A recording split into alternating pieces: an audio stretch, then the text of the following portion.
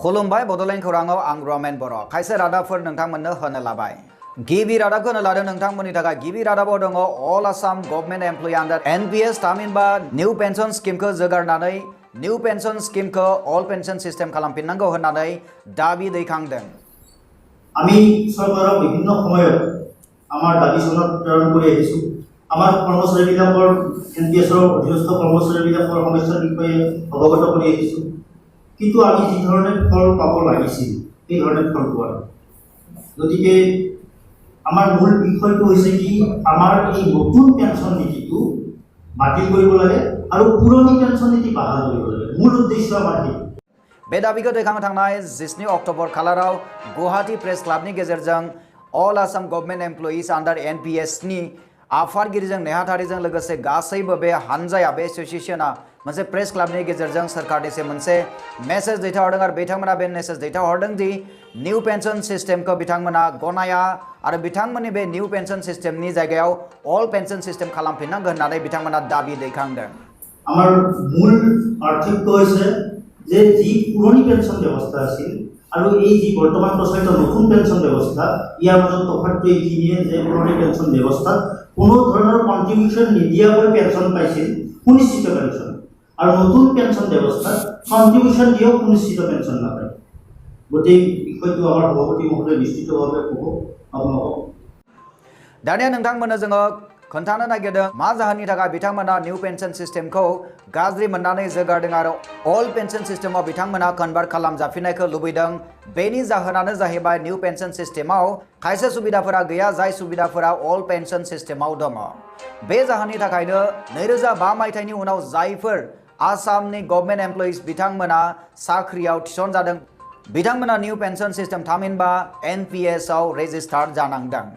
जायफोर साख्रियावलाफोरा 2005 मायथाइनि सिगांनो साख्रियाव जइन जादों बिथांमोना अल पेन्सन सिस्टेमाव बिथांमोना रेजिस्टार जादों। नाथाय जायफोर 2005 मायथाइनि उनाव साख्रियाव जइन जादों बिथांमोना निउ पेन्सन सिस्टेमजों बिथांमोना रेजिस्टार जादों आरो जाय 2005 मायथाइनि उनाव साख्रियाव जइन जादों बिथांमोना दिनैनि नैबे बुब्लियाव बिथांमोना निउ पेन्सन सिस्टेमखौ नाङा होननानै जोगारदों आरो अल पेन्सन सिस्टेमखौ खालामफिननांगौ होननानै आसाम सरकारनिसिम दाबि दैखांदों। আমাৰ মূল বিষয়টো হৈছে কি আমাৰ এই নতুন পেঞ্চন নীতিটো বাতিল কৰিব লাগে আৰু পুৰণি পেঞ্চন নীতি বাহাল কৰিব লাগে। মূল উদ্দেশ্য আমাৰ কি ইয়াৰ উপৰিও বহুকেইখন ৰাজ্যত যদিও নতুন পেঞ্চন নীতি বলবৎ হৈ আছে তাৰে সেই অন্তৰ্গত সংশ্লিষ্ট কৰ্মচাৰীখিনি কিন্তু ডিচিআৰ দি পাইছে। आरो बे दाबिखौ दैखांदों अल आसाम गभर्नमेन्ट एमप्लयिज आन्डार एनपिएस नि बे हानजाया। थांनाय 19 अक्ट'बर खालाराव बिथांमोना गुवाहाटी प्रेस क्लाबाव मोनसे प्रेस बिबुंसारनि गेजेरजों आसाम सरकारनिसिम मोनसे खोथाखौ बिथांमोना फोरमायहरदों जे निउ पेन्सन सिस्टेमखौ बिथांमोना सोलायनानै अल पेन्सन सिस्टेम खालामफिननांगौ होननानै। अब्ला बे बुब्लियावनो अल आसाम गभर्नमेन्ट एमप्लयिज आन्डार एनपिएस नि आफादगिरि बिथाङा प्रेस बिबुंसारनि गेजेरजों मा बुंथिदों फैजों खोनासंदोनि। আজি আমি কঙালী বিহুৰ দিনা সংবাদ পাতিছোঁ। ইয়াৰ এটা মূল কাৰণ আছে। আমাৰ যেনেকৈ জাতীয় উৎসৱৰ ভিতৰত বিহুটো কঙালী বিহুটোক আমি এটা বেলেগ দৃষ্টিৰে আমি পালন কৰোঁ, ঠিক তেনেকৈ এই দিনটো আমি সংবাদ পাতিছোঁ কাৰণ আমাৰ যি পেঞ্চন ব্যৱস্থা আছে সেই পেঞ্চন ব্যৱস্থাটো কেনেকুৱা হৈ আছে। যিখিনি কৰ্মচাৰী শিক্ষক শিক্ষা কৰ্মচাৰী 2005 চনৰ 1 ফেব্ৰুৱাৰীৰ পিছত চাকৰিত যোগদান কৰিছে তেখেতসকলৰ নামতহে পেঞ্চন আছে কিন্তু কামত একো পেঞ্চন নাই। চৰকাৰে এটা ব্যৱস্থা গ্ৰহণ কৰিছিল 2004 চনত কেন্দ্ৰীয় চৰকাৰে ব্যৱস্থা গ্ৰহণ কৰিছিল। 2005 চনত ভাৰত চৰকাৰে ব্যৱস্থাটো 2005 1 ফেব্ৰুৱাৰীৰ পৰা লাগু কৰিছিল। এই ব্যৱস্থাৰ ভয়াৱহতা ইমান সুদূৰ ব্যাপী আহিছে যে যিকেইগৰাকী শিক্ষক বিভাগ কৰ্মচাৰীয়ে চাকৰি কৰিছিল সেই সময়ত হয়তো বহুত ভ্ৰমণ কৰা আছিল, কিন্তু লাহে লাহে ইয়াৰ ভয়াৱহতা দিনক দিনে বাঢ়ি আহিছে। আমাৰ মূল পাৰ্থক্য হৈছে যে যি পুৰণি পেঞ্চন ব্যৱস্থা আছিল আৰু এই যি বৰ্তমান প্ৰচলিত নতুন পেঞ্চন ব্যৱস্থা ইয়াৰ মাজত তফাৎটো এইখিনিয়ে যে পুৰণি পেঞ্চন ব্যৱস্থাত কোনো ধৰণৰ কণ্ট্ৰিবিউশ্যন নিদিয়াকৈ পেঞ্চন পাইছিল সুনিশ্চিত পেঞ্চন আৰু নতুন পেঞ্চন ব্যৱস্থাত কণ্ট্ৰিবিউশ্যন দিয়েও সুনিশ্চিত পেঞ্চন নাপায়। নিউজ ডেস্ক রিপোর্ট বদোল্যান্ড খৌরাং। बेनि उननि रादाबखौ होनो लादों आसाम नाङै 17 अक्ट'बर खालारनि मोनाबिलियाव आसाम नाङै काति गासा सावनाय फोरबोखौ आसाम नाङै फालिनायखौ नुनो मोननाय जादों। बे बुब्लियावनो UPPL नि आफादगिरि प्रमद बर' बिथाङाबो काति गासा सावनाय बे फोरबोखौ फालिनायखौ नुनो मोननाय जादों। बिथांजों लोगोसे बिथांनि अनजालि बिसिखौबो नुफानो मोननाय जादों। बे काति गासा सावनाय फोरबो बुब्लियाव UPPL नि आफादगिरि बिथां प्रमद बर' बिथांखौ माइ दुब्लियाव थांनानै आलारि बाथि सावनानै माइनाव बिमाखौ सिबिनायखौ बिथांखौ नुनो मोननाय जादों। नैबे सावगारियाव नोंथांमोना नुनो मोनो प्रमद बर' बिथाङा बेबायदिनो माइनि दुब्लियाव बिसिजों लोगोसे बेबायदि आलारि बाथि सावनानै माइनाव बिमाखौ सिबिनायखौ नुनो मोननाय जादों। निउज डेस्क रिपर्ट बड'लेण्ड खौरां।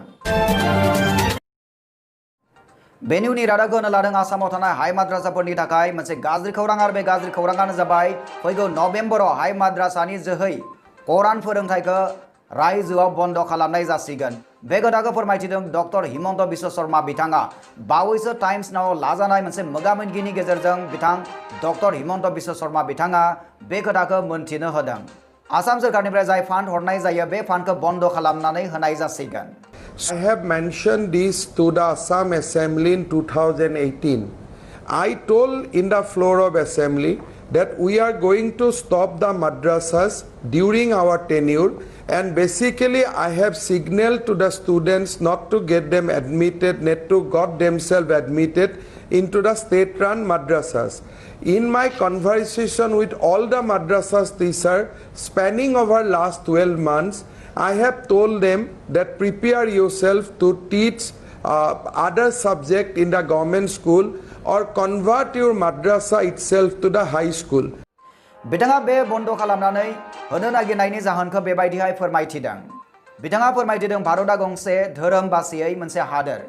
आसामावबो बेबायदिनो धोरोम बासियै बे मोनसे खान्थिखौ बिथाङा सोलिजानायखौ लुबैदों।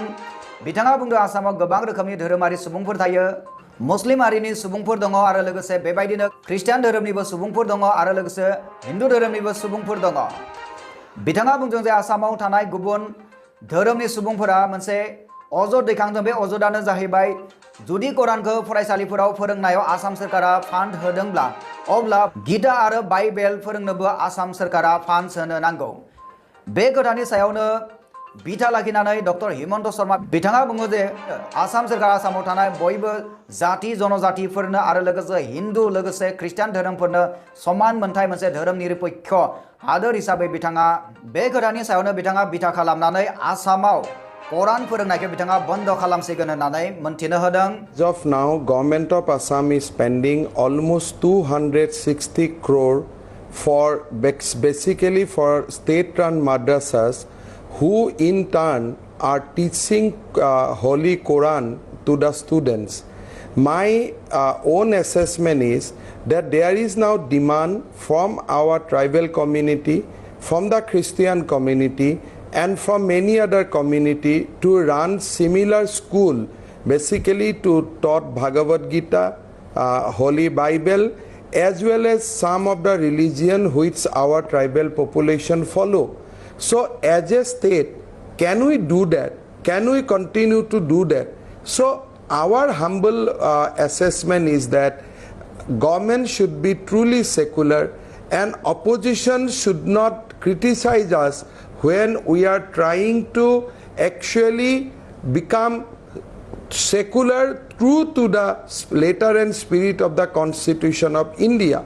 I am sure that none of the Islamic scholar will come and tell before you that Quran should be taught to the students at the cost of the government exchequer. आरो बिथाङा फोरमायबावदों जे फैगौ नभेम्बरावनो बिथाङा बे खामानिखौ मावफुंगोन होननानै बिथाङा बुंथिदों। निउज डेस्क रिपर्ट बड'लेण्ड खौरां। बेनि उननि रादाबखौ होनो लादों आसामनि गिबि मन्त्रि मुस्रि सर्बानन्द सन'वाल बिथाङा आसामनि मोनसे गोसोखांथाव फोरबो काति गासा सावनाय फोरबोखौ फालिनायखौ नुनो मोननाय जादों। नैबे सावगारियाव नोजोर होयोबा बड'लेण्ड खौरांनि नायगिरि नोंथांमोना बुजिनो हागोन। बे सावगारिया गोबां खोथा नोंथांमोननो फोरमायगोन। बे सावगारियाव नोंथांमोना नुनो मोनदों आसामनि गिबि मन्त्रि बिथाङा माइ दुब्लियाव थांनानै आलारि बाथि सावनायजों लोगोसे माइनाव बिमाखौ सिबिनायखौ नुनो मोननाय जादों। आरो लोगोसे बे बुब्लियावनो बिथाङा बे काति गासा सावनाय फोरबो बुब्लियावनो बिथाङा आसामनि थागिरि बिथांमोननिसिम गासैनिसिमबो काति गासा सावनाय फोरबोनि हामलायथि जासिहरदों। बे काति गासा सावनाय बुब्लियाव बिथाङा बे हामलायथिखौ जासिहरो ससियेल मिडियानि गेजेरजों। बे बुब्लियावनो बिथां गिबि मन्थ्रिखौ फिरफिलाबो बिरहोनाय नुनो मोननाय जादों आरो लोगोसे फोथाराव रोजा रोजा आलारि बाथि सावनानै माइ फोथारखौ समायना नुहोनाय नुनो मोननाय जादों। नैबे सावगारिखौ नोंथांमोना नायना ला। नैबे नुथायानो जाहैबाय आसामनि गिबि मन्थ्रि सर्बानन्द सन'वाल बिथाङा माइ दुब्लि फोथाराव थांनानै आलारि बाथि सावनानै बे माइ दुब्लिखौ बेसेबा समायना रमायना आलारि बाथिजों समायना रमायना सावगारिखौ नोंथांमोना नुनो मोननाय जादों। निउज डेस्क रिपर्ट बड'लेण्ड खौरां। बेनि उननि रादाबखौ होनो लादों। बे उननि रादाबा फैदों सालबारिनिफ्राय। सालबारिनिफ्राय फैनाय बे रादाबानो जाहैबाय UPPLनि दैदेननायाव UPPLनि मावथिफोरा मोनसे साखोन अभियानखौ सामलायदों सालबारियाव। थांनाय 27 अक्ट'बर खालार खालि बे साखोन अभियानखौ खालामनाय जायो होननानै मिथिनो मोननाय जादों। मिथिनो मोननाय बादिब्ला सालबारि समस्तिनि रुपुय हाथाइखौ दाखोर जानायफोरखौ UPPL राजखान्थि हान्जानि मावथिफोरा भारत साखोन अभियान सालायनाय बायदि बिथांमोना दाखोर दालाफोरखौ सिबस्रांनानै बिथांमोना मोनसे मोजां हाबाफारि मावफुङो होननानै जोंनिसिम खौरां मोनफैदों। बे समाव मोदी सरकारा बे मोनसे साफाय अभियानखौ गावनि थांखि बायदि मोनसे लादों भारताव जे साफ साफाय खालामोबा बे परिष्कार परिच्छन्नता साफ साफायजों जोङो निजेनि देहा बेमार आजारनिफ्राय रैखाथि मोननाय। बे बुब्लियावनो बे साखोन अभियानखौ सालायनाय UPPLनि मावथि एबा दैदेनगिरि बिथांमोननियाव जोंनि खौरांगिरिया खायसे खोथाफोरखौ मोनथिनो नाजायो आरो मोनथिनो नाजानायाव बिथांमोना बेबायदिहाय फोरमायथियो। एक्चुअली जोंनि 21 नं सालबारि समस्तिनि आन्दाराव थानाय बे घरामारा रुपुय प्राइमारिनि सिङाव नैबे हाबाफारिखौ लानाय जादों आरो बे हाबाफारिखौ लानायनि थांखियानो जाहैबाय जोंहा भारत सरकारनि जिथुनिखि चिफ मिनिस्टार नरेन्द्र मोदी बिथाङानो प्राइम मिनिस्टारानो बिथाङानो जागायबोखानाय आरो बिथांनि नियम बायदियै बिथाङानो मोनसे समाव गंगा दै सेराव थांनानै माखासे जाबोर जुथुरखौ गावनि आखाइजोंनो बुथुमनानै बे स्वच्छ भारत अभियानखौ खालामजेननाय जादों। बे हिसाबै जोंबो दिनै जोंनि बे UPPL हानजाया पलिटिकेल हानजा हिसाबै जोंबो जोंनि बे बिथांनि सरे सरे जोंनि बे बाजार बायदिसिना लामाफ्राव दाखोर दाला जानायखौ जोंबो साफा खालामनाय थांखि। मख'नो गोनांदि BTR आव UPPL राजखान्थि हान्जाया दा गोबां खामानि आखायाव लानायखौ नुनो मोननाय जादों। बेबायदिनो बे भारत साखोन अभियानाबो बेबायदिनो मोनसे रोखोमनि बिथांमोनजों लाजानाय मोनसे रोखोमनि मावफुंथाय। UPPL राजखान्थि हान्जानि मावथिफोरनि बेबायदि साखोन अभियान लानाया मोनसे गनायथाव आरो मोनसे बयजोंबो बाख्नायथाव हाबाफारिखौ जों नुनो मोननाय जादों। UPPLनि जाय बिथांमोना बे अभियानजों लोब्बा दंमोन बिथांमोना जोंनि बड'लेण्ड खौरांनि जोहै बेबायदिहाय फोरमायथिनायखौ जोङो मोनथिनो मोननाय जादों। अब्ला फैदो UPPLनि मावथि बिथांमोना बड'लेण्ड खौरांनि गेजेरजों मा फोरमायथिनो नागिरदों जों खोनासंदोनि। दिनैनि दिनाव जोंनि बर' समाजाव बर' सुबुंफ्रा गोबाङानो बे 27 बोसोर जाखांनायनिफ्राय मुक्ति मोननो थाखाय माने जुजिगासिनो दं आरो गोबां जाथि जनगोष्ठियाबो बेखौनो लुबैदों जे माने जोङो माने बेयाव माने दावराव दावसि गैयै सान्थि मोनसे संसार माने BTC दानो लुबैदों आरो गासैबो उन्नतिखौ जों लाबोनायनि थाखाय थांखि लादों। बे हिसाबै गासैबो जाथि जनगोष्ठियानो जों फैबाय आरोखि। दा बेनिखायनो जों देरहाथारनाया जोंहा पुरा गेरेन्टि जाबाय। रुपइनबा खौरांगिरि मनलि बारिनि रिपर्ट बड'लेण्ड खौरां। बेनि उननि रादाबाव दङ 21 नं सालबारि बियाबनि UPPLनि बिजाथि बिन'द मुसाहारि बिथाङा काति फोरबोनि गाहाम हामलायथि जासिहरदों। 27 अक्ट'बर खालाराव आसाम नाङैनो बे काति गासा सावनाय फोरबोआ जानानै थांबाय आरो बे बुब्लियावनो 21 नं सालबारि बियाबनि UPPLनि बिजाथि बिथां बिन'द मुसाहारिया काति फोरबोनि गाहाम हामलायथि जासिहरदों गासैबो BTR ओनसोलनि थागिबि बिथांमोन आरो लोगोसे आसामनि गासैबो थागिबि नोंथांमोननिसिम। दिनै काति बिहु काति फोरबो काति फुजा नैबेजों लोब्बा लाखिनानै आङो गासै जोंनि 21 नं सालबारि समस्तिनि गासै रायजो राजाफोरनो आंनि गाहाम हामलायनायखौ जासिबाय। आसा खालामो दिनै जिहेतु माइनाव फुजा बे माइनाव बिमाया जोंनि जिखिनि खैफोद आफोद जोंनि जिखिनि अभाब आंखाल बे आंखालखौ निसय सुफुंगोन। धोन दौलत गासैबो बिथिंनिफ्राय जोंखौ बिमा माइनावा जोंनि गासैनि न'खरावबो माने ग्रोम रोम माने खालामगोन बेखौ आङो इसोरनियाव आर'ज गाबबाय। नैबे समाव आङो गोबां बुंनांगौ दं सानाखै जे नैबे सानखौ काति बिहुखौ आसाम नाङैनो गासै हारि माहारिया फालियो। दिनै जोंबो नैबे माइ फोथारावहाय नैबे खाथि फुजाजों लोब्बा लाखिनानै बिमा माइनावखौ गोसोखांनानै आलारि बाथि फोजोंदों। आरो बे बुब्लियावनो गोबावैबाबो बड'लेण्ड खौरां गासैबो नागिरो नोंथांमोननिसिम जों खाथि गासा सावनाय फोरबोनि गाहाम हामलायथि जासिहरनानै दिनै बड'लेण्ड खौरांनि गासैबो नागिरो नोंथांमोननिफ्राय जोङो बिदाय लानो नागिरबाय। जोबथारनाय बड'लेण्ड खौरांनि गासैबो नागिरो नोंथांमोननिसिम अननाय मोजां मोननाय आरो सिबिनायखौ फिन बावहरफिननानै दिनै रादाबखौ एसेबां फोजोबनाय जाबाय। गोजोन्थों।